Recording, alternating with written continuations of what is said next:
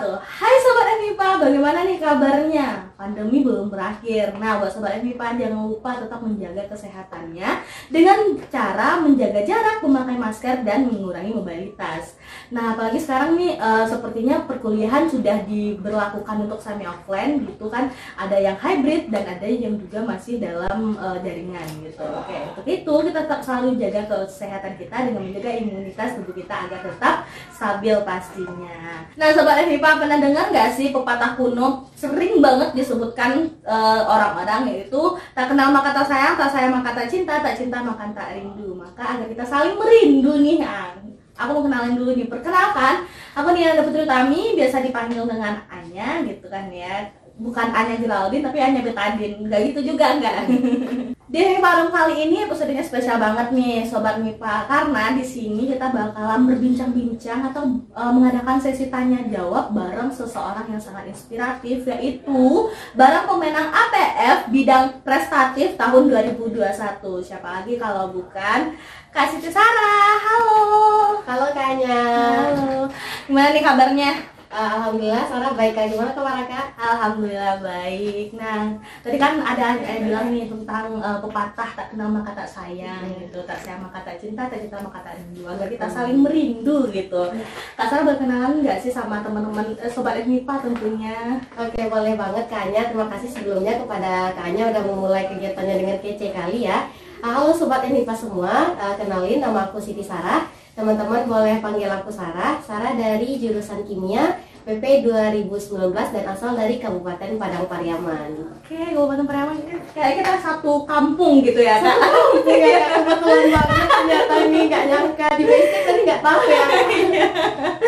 Nanti kita berbincang-bincang lebih dalam gitu, Boleh, tempat boleh, asal Kak. kita gitu. Boleh, Oke, itu dia sedikit perkenalan dari bintang tamu kita pada episode kali ini.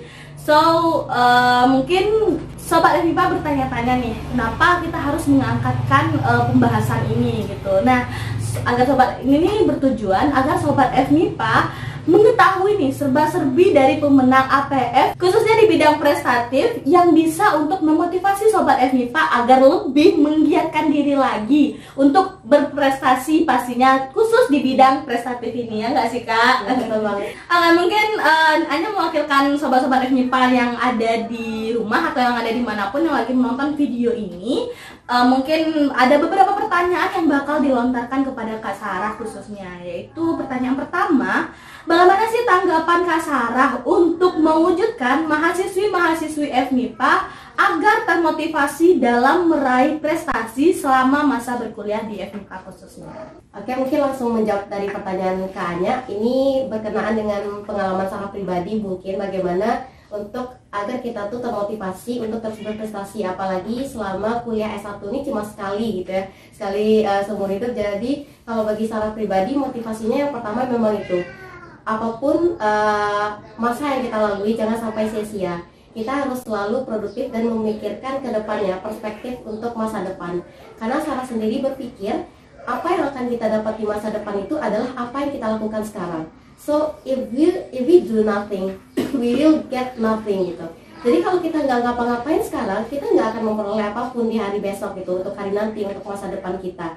Jadi selama berkuliah S1 ini, Sarah berusaha semaksimal mungkin untuk memanfaatkan setiap waktu dan ruang yang Sarah miliki untuk berkegiatan yang produktif, dan tentunya kalau masalah prestatif, menghasilkan prestasi itu sebenarnya cuma bonus. Benar-benar cuma bonus. Intinya adalah kita menggali potensi dan mencari pengalaman serta ilmu sedalam-dalamnya. Kalau masalah bagaimana mewujudkannya, kuncinya adalah motivasi. Karena manusia tuh bergerak dari motivasi. Kalau mereka punya keinginan, kalau mereka punya yang namanya suatu impian atau tujuan, mereka akan bergerak untuk mencapainya. Nah itu mungkin dulu yang bisa kita mulai adalah mencari tujuan atau impian kita agar kita bisa bergerak untuk mencapainya. Nah, ini buat Sobat FMIPA di rumah, pastinya dalam apapun kegiatan, apapun hal-hal yang kita jalani, harus kita ambil motivasinya untuk diri kita ke depannya agar lebih baik gitu kan ya Kak Sarah. Nah, ini pertanyaan kedua nih untuk Kak Sarah. Bagaimana sih tanggapan Kak Sarah sendiri untuk mewujudkan mahasiswi-mahasiswi FMIPA agar termotivasi dalam meraih prestasi selama masa berkuliah di FMIPA? Oke, ini mungkin pertanyaannya hampir sama dengan sebelumnya, tapi ini ada lagi satu kata kunci untuk bagaimana mendapatkan motivasi tersebut. Yang pertama, manusia tuh motivasinya tuh ada dari dalam diri sendiri, ada juga dari luar. Nah, ini susahnya ketika kita nggak bisa mendapatkan motivasi dari dalam diri kita sendiri. Contohnya aja Sarah pribadi, kadang pun Sarah ada masa-masanya yang memang kurang sekali motivasi sehingga produktivitas dari Sarah sendiri pun menurun. Nah, caranya adalah kita harus mendapatkan motivasi dari orang lain. Salah satunya dengan membackup pergaulan kita. Kita bergaul di lingkungan yang positif dan bisa menunjang kita untuk selalu termotivasi melakukan hal-hal produktif untuk mengejar prestasi tadi kayaknya. Jadi nggak sembarangan juga sih kalau masalah kita membedakan, oh ini ya aku ambis di sini gitu. Tapi kalau circle kita berantakan, kalau lingkungan kita berantakan, itu juga akan berpengaruh ke diri kita. Walaupun motivasi kita kuat, sekuat apapun itu, tapi kalau lingkungan kita nggak mendukung, itu rasanya nggak akan tercapai kayaknya. Jadi kuncinya di sini juga adalah lingkungan kita, itu sih kayaknya. Iya benar banget, karena kan kalau kata gaulnya sekarang tuh toxic dalam lingkungan. Betul, gitu kan, ada juga. gitu Di sini kan. ada toxic relationship juga sih, dimana kadang kita tuh yang awalnya positif-positif aja, kalau kita masuk ke lingkungan yang nggak baik, kita akan tertular sifat-sifat buruknya, kayak kita akan tertular efek-efek negatifnya, dan itu nanti bisa merubah diri kita sendiri, Kak. Jadi memang itu penting sekali untuk diperhatikan oleh kita semua. Itu ada peribahasa juga, aku pernah dengar, katanya kalau kita berteman sama orang yang jualan parfum, kita bakalan kena bau harumnya gitu. Iya. Dan sebaliknya kalau kita berteman sama orang yang tempatnya tempat sampah, itu bakalan kena sama kita baunya. Betul gitu. sekali. Oke, kayaknya ini sangat memotivasi banget nih buat Sobat MIPA yang mau jadi the next gitu kan ya. Apalagi di bidang prestatif gitu, ini bisa banget didengerin nih. Nah, ini next ada pertanyaan lagi nih untuk Kak Sarah, yaitu bagaimana tanggapan Kak Sarah sendiri tentang cara mengelola waktu perkuliahan dengan organisasi tapi tetap menjadi mahasiswi yang berprestasi? Sebenarnya ini pertanyaan yang cukup umum, tapi seringkali berulang ditanyakan karena memang susah menjalaninya. Seperti itu ya kayaknya. Kalau berbicara tentang waktu, kita punya waktu sama-sama 24 jam.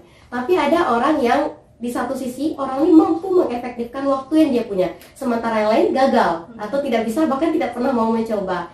Kuncinya adalah kembali ke diri kita masing-masing. Kalau kita bilang misalnya tugas kita ini udah banyak loh, kita nggak akan bisa lagi masukin kerjaan-kerjaan lain gitu. Kita nggak akan bisa sambilan produktif, misalnya bikin cerpen lah, bikin karya tulis ilmiah lah. Tapi nyatanya kalau kita punya niat, semua tuh bisa diatur, semua tuh bisa disusun. Ini beneran kayaknya, ini pengalaman Sarah sendiri. Sarah pikir ini Sarah udah sekian loh, pagi oke, udah ada kegiatan, siang udah ada kegiatan, sore udah ada kegiatan, malam juga dipakai buat tugas. Ada satu kegiatan yang mau masuk gitu kayaknya, mikirnya Kak, oh ini udah full banget loh seharian, gimana cara mau masukinnya?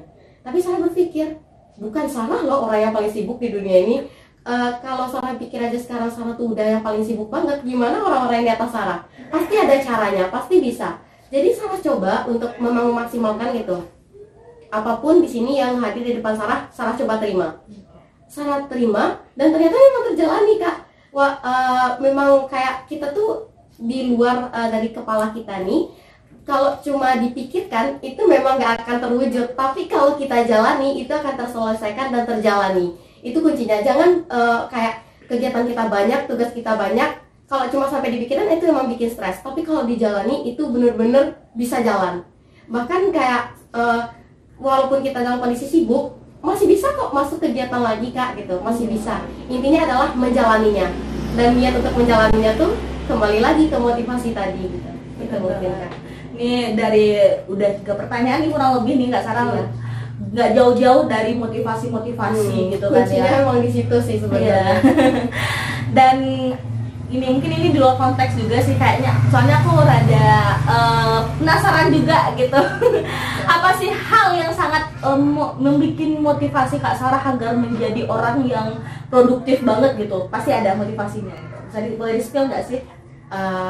Sebenarnya ini hal yang cukup private ya Kak, tapi kalau untuk di-share ke sobat-sobat MIPA mungkin aku rela kali ini gitu. Aduh, demi sobat MIPA ya. Sobat MIPA, setiap kita pastinya punya motivasi yang berbeda, dasar yang berbeda-beda. Aku sendiri kalau dibilang yang terutama pastinya memikirkan orang tua. Kita sadar dulu sejauh mana pengorbanan orang tua kita saat ini. Pasti kita nggak mau memberikan harapan yang rendah ataupun harapan palsu ke orang tua kita terhadap masa depan kita. Itu kuncinya. Oke, aku berpikir sekarang aku masih muda. Kenapa aku selalu berusaha untuk menggiatkan diri aku untuk banyak berkegiatan, mencoba ini itu. Kalau aku pribadi jujur aku memang sangat masa muda yang aku jalani saat ini nih penuh dengan pengalaman dan ilmu. Karena aku tahu itu adalah bekal terhebat yang bakal kita bawa untuk masa depan. Di masa depan tantangannya tuh nggak main-main. Kalau kita nggak mempersiapkan apa-apa sekarang, kita juga nggak akan jadi apa-apa di masa depan. Dan saya tidak mau itu terjadi kepada saya dan sobat MIPA lainnya gitu. Jadi itu sebenarnya yang menjadi dasar Sarah untuk selalu berkegiatan. Intinya adalah ingat masa depan kita gitu. Jangan terlena dengan masa sekarang karena masa yang sudah lalu itu tidak akan bisa kembali lagi. Jangan sampai kita menjadi muda-mudi yang menyesal, yang di hari tuanya itu kita nggak dapat apa-apa dan malah suram masa depan kita gitu. Itu yang perlu kita pikirkan matang-matang kalau kita ingin menyanyiakan masa muda kita gitu. Pikirin, saya sukses ke depannya. Pasti setiap orang yang sukses itu pasti. Tapi tidak setiap orang sadar bahwa dia tuh telah melakukan hal untuk mendukung kesuksesannya di masa depan atau tidak. Itu yang sangat jarang disadari orang saat ini kalau dari yang Sarah lihat gitu. Jadi mari kita sama-sama lagi tingkatkan kesadaran kita untuk meraih tujuan dan impian kita masing-masing. Itu kuncinya. Berpikir jangka panjang dan jangan pernah buang-buang atau sia-siakan waktu. Time is money. Pas banget gitu. Kayak nancep banget, pas banget. Itu emang kayak udah nggak bisa deh ini dibilang nggak bisa, harus diterima ini kayak gitu. Membahas tentang waktu tadi ini sedikit Anya bahas juga nih ya Kak, soalnya banyak nih teman-teman dari Sobat FMIPA, bukan rata-rata sih, cuman ada beberapa gitu kan yang kayak melalaikan waktunya, apalagi yang kayak nggak bisa dong, kayaknya gue di sini harus kayak gini dan tugas aku sebagai mahasiswa nih banyak banget gitu, padahal ini baru memasuki semester muda banget gitu, ibaratnya tuh baru semester 3 atau 4 itu kan masih terbilang muda gitu, dan mereka tuh kayak kayaknya tugas aku yang kayak gini aku nggak bisa jadi seperti ini deh, kalau aku seperti ini kayaknya prestasi aku bakal menurun deh, padahal itu nggak bisa dijadikan suatu alasan ya kan, alasan sebenarnya. Ya. Nah, ini ada pertanyaan, aduh kayaknya udah pertanyaan terakhir, tapi jangan sampai terakhir lah ya. Semoga ada nextnya ya. Ini bagaimana sih tanggapan Kak Sarah tentang bagaimana cara untuk memberdayakan potensi mahasiswa dalam meningkatkan prestasinya selama berkuliah di FMIPA? Oke, kalau untuk memberdayakan mungkin ini konteks pertanyaannya keluar ya tadi. Kalau tadi kita fokus ke bagaimana diri mahasiswa ini mungkin support dari lingkungan ataupun pihak-pihak yang berhubungan dengan hal tersebut, misalnya kampus kah, fakultas kah, jurusan kah. Kalau menurut Sarah pribadi, yang pertama tentunya pihak-pihak atau instansi itu harus menyediakan sarana untuk mewadahi seluruh aspirasi ataupun potensi yang ada dalam diri mahasiswa. Dan alhamdulillah selama Sarah berkuliah di Universitas Negeri Padang, Sarah melihat itu ada banyak sekali wadah, baik di luar kampus maupun di dalam kampus kita sendiri. Kuncinya kembali lagi ke diri mahasiswa masing-masing. Apakah dia mau mengambil kesempatan tersebut? Apakah dia berani mencoba? Apakah dia berani berjuang? Apakah dia berani untuk keluar dari zona nyamannya? Itu kuncinya sebenarnya. Kalau misalnya kita hobi cerpen, banyak loh yang tersebar di informasi baik di internet ataupun dimanapun, lomba cerpen. Coba ikut sekali. Kalau kita coba ikut sekali, itu nanti misalnya hasilnya zonk, coba lagi. Itu kuncinya. Hasilnya zonk, coba lagi. Artinya mungkin sebelumnya kamu belum sepenuh hati dalam membuatnya. Coba lagi sampai nanti kesempatan untuk kegagalan itu menjadi kesuksesan. Pasti. Kalau kita ada usaha, pasti ada hasilnya. Tapi nanti itu kita diuji lagi gitu. Kita gagal sekali, bakalan ngestak di situ atau gimana gitu. Nah, sebanyak apa usaha kita, sebanyak itu juga hasil yang akan kita peroleh nanti. Nah, berbicara mengenai wadah atau tempatnya berarti udah ada ya untuk memberdayakan potensi kita. Yang kedua adalah banyak di sini mahasiswa yang mungkin udah berusaha gitu kan dan udah berprestasi, tapi kurang apresiasi. Karena apresiasi ini sedikit banyaknya itu mendorong siswa lain ataupun bisa dibilang seluruhnya untuk terpacu agar berprestasi. Karena beda banget kayaknya. Kalau bisa dibilang ya, kalau misalnya kita juara lomba ini misal, jika misalnya ada aturan siapapun menang lomba bakalan dipajang pamfletnya tuh di fakultasnya misal. Saya yakin dan percaya kalau apresiasinya lebih ditingkatkan lagi seperti yang saya contohkan tadi, makin banyak orang-orang yang terpacu untuk terus berprestasi. Bahkan yang kita lihat saja ini kalau bisa dibilang apresiasinya belum terlalu tinggi ya gitu, karena memang konteksnya mungkin mahasiswa tuh lebih mandiri dan segala macam gitu. Tapi kalau semisalnya ada apresiasi seperti itu, pasti akan lebih banyak lagi mahasiswa yang mau mencoba setidaknya untuk mendapat apresiasi yang tadi. Itu cuma embel-embel sebenarnya, tapi berpengaruh besar. Contohnya aja Sarah kayaknya. Sarah pernah, Sarah kan bergabung di salah satu UKM di Universitas Negeri Padang. Kebetulan itu PPIPM yang memang basicnya kepenulisan ilmiah. Sarah ya termotivasi gitu melihat abang kakaknya udah berprestasi di mana-mana gitu. Tapi satu yang memang cukup mendorong Sarah Kak, simpel sebenarnya. Sarah ingin suatu saat diposting di IG PPIPM sebagai salah satu orang yang berprestasi. Nama Siti Sarah prestasi sekian, karena kan memang di PPIPM kalau ada prestasi itu didata dan nanti dipost. Simple Kak, simple itu loh keinginan Sarah gitu. Dan itulah dorongan Sarah salah satunya untuk ikut lomba. Suatu saat nama saya harus ada di IG PPIPM sebagai orang yang berprestasi. Dan alhamdulillah sudah berprestasi berkat itu gitu, walaupun belum diposting sih gitu. Ini kayaknya kode gitu ya. Kode kayaknya memang karena saya belum ngisi data juga, mohon maaf gitu. Oh, kesalahannya juga di bawah juga gitu.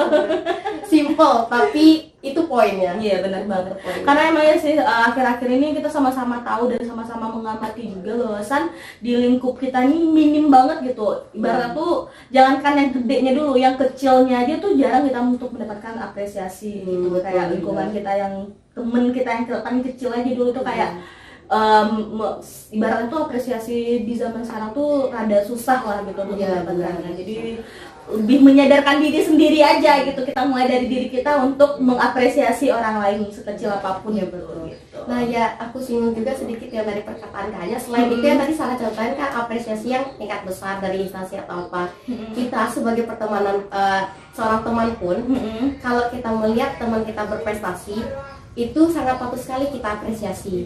Karena itu yang kayak kata Kak Anya tadi, walaupun kecil tapi di situ poinnya gitu. Beda loh nanti pengaruh ke depannya, kayak kita berprestasi tapi kok temen gue kayak nggak ngucapin selamat atau apa gitu. Beda banget rasanya gitu diapresiasi oleh orang-orang di sekitar kita walaupun cuma sekedar kata-kata. Nah itu juga tadi pentingnya kayaknya ke lingkungannya gitu.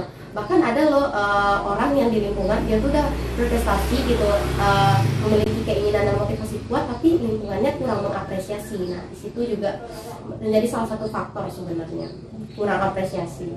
Ibaratnya ini lebih komunikasi kita sama teman-teman kita lagi gitu. Dan ini apresiasi ini harus dimulai dari diri kita, baru kita menerima dari orang lain begitu. Nggak mungkin ini kayak lebih ke penutup gitu ya Kak. Kakak mau ada yang mau disampaikan nggak sih, pesan khusus untuk teman-teman sobat FMIPA nih? Pesan yang mau berprestasi atau yang sudah berprestasi atau yang akan berprestasi gitu, ada nggak nih pesannya? Oke, kalau sebenarnya aku nggak terpikir, tapi ada satu, melihat bagaimana kondisi teman-teman sobat FMIPA khususnya secara umum ya, orang sangat susah terkadang untuk memulai. Kuncinya adalah di mindset. Kalau kita bilang kita tidak bisa, maka raga dan jiwa kita ini tidak akan mau bergerak untuk memulai. Tapi kalau kita bilang kita bisa, pasti bisa, itu adalah kunci dari langkah pertama kita. Langkah pertama adalah langkah yang akan menunjang kita untuk terus melangkah dan melangkah menuju target yang kita inginkan. Jadi jangan pernah tanamkan konsep nggak bisa, nggak mampu di diri teman-teman. Tolong buang itu jauh-jauh. Sesulit apapun yang kita inginkan, ketidakmustahilan, semustahil apapun menurut kita impian kita, tapi kalau kita bilang kita bisa mencapainya. Mungkin minimal mendekatinya. Itu yang paling ingin Sarah share ke teman-teman sekarang untuk mengubah mindset. Ini juga pengalaman Sarah pribadi lagi kayaknya. Sarah alhamdulillah pernah menang prestasi kemarin. Itu awalnya dari mindset Kak. Sarah waktu itu dapat informasi, dapat berita bahwa alhamdulillah senior kita ada yang juara medali emas tingkat internasional. Sarah pikir wow, internasional loh gitu. mungkin aku nggak akan bisa di nasional aja itu udah susah gitu, gimana mau ke go internasional. Tapi aku bilang kalau kakak itu aja bisa, kita sama-sama manusia kok, pasti aku juga bisa. Di situ Sarah mencoba. Saat ada peluang, wow ini peluang gitu, oke coba deh gitu, nggak ada yang nggak mungkin, coba aja dulu, apapun hasilnya nanti terserah, tapi tolong berikan kemampuan terbaikmu di sini Siti Sarah. Saya bilang itu kepada diri saya sendiri. Dan alhamdulillah tercapai. Sama, saya juga mendapat gold medal internasional setara dengan kakak yang menjadi inspirasi saya tadi. Jadi dari kata tidak bisa, saya berusaha menjungkir balikannya menjadi kata bisa, dan alhamdulillah saya mencapainya. Mungkin itu saja buat sobat FMIPA, dikembalikan ke kakaknya. Oke, ini ibaratnya kalau kata gaul tuh insecure gitu kan? Ya, insecure bener banget kakaknya. Harus dihilangin banget. Harus, karena insecure tuh kayak bakalan jadi penghambat sendiri gak sih buat kita lebih berkembang gitu kan? Ini buat sobat FMIPA khususnya nih, dari sekian banyak tadi yang udah Ayah pertanyakan kepada Kak Sarah, ini yang bisa Ayah simpulkan untuk sobat FMIPA di rumah, yaitu yang pastinya kita harus percaya sama diri kita sendiri. Jangan pernah sedikit pun merasa kecil dari orang lain, meskipun orang lain sudah berpuluh-puluhan mendapatkan prestasi, tapi percayalah kita memiliki bidangnya masing-masing gitu, dan kita juga memiliki hak dan kesempatan untuk berprestasi tersebut, asalkan kita yakin dan percaya bisa untuk melewatinya, dan juga kita berani untuk keluar dari zona nyaman tersebut. Nah, selain kita udah sampai di penghujung nih. Aduh, sebelumnya nih makasih banyak nih buat Kak Sarah yang sudah berbagi pengalamannya, yang udah berbagi cerita-cerita inspiratifnya ke Sobat MIPA. Semoga nih banyak banget the next generation selanjutnya gitu. Makasih juga Kaknya dan BMF MIPA yang udah ngundangku pada kesempatan kali ini. Oke Sobat MIPA, itu dia perbincangan kita atau Q&A kita bareng salah satu pemenang dari APF bidang prestatif khususnya di tahun 2021 ini. Saya Nia Nanda Putri Utami, Wakil Kepala Departemen Minat dan Bakat tahun 2021 Kabinet Saio, pamit undur diri. Mohon maaf apabila ada kata-kata yang salah. Wassalamualaikum